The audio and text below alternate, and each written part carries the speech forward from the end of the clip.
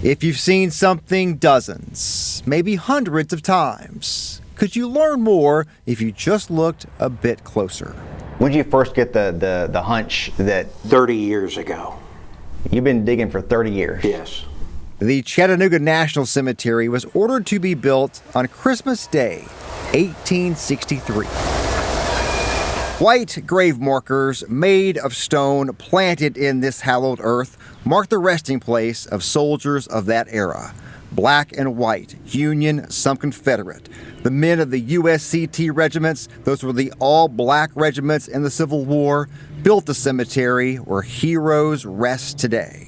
They died in the hospital here in Chattanooga. They're buried in unknown graves in Chattanooga National Cemetery. You may remember historian Brad Quinlin from other stories we've told you in the past. I have scanned almost 4 million documents from the National Archives in D.C.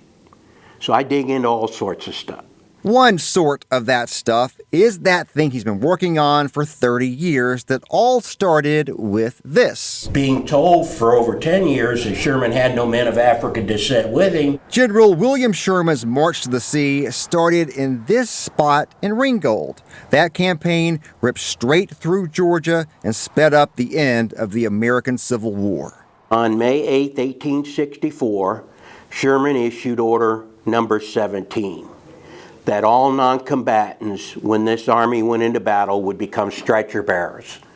So these men that were doing laundry for the officers or cooking for the men, now were going into battle and becoming stretcher bearers. So he kept digging. So pulling the 99th Ohio regimental books, this sketch was in the book. Written in the books next to the sketch, they made quick time back to a place of safety where the physicians could attend them.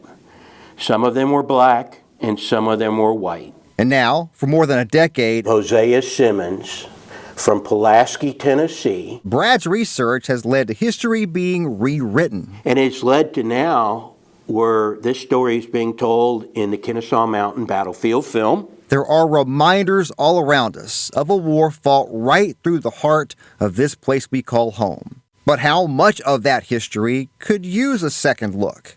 And what kind of impact could that have? These men deserve to have their names read out in our history.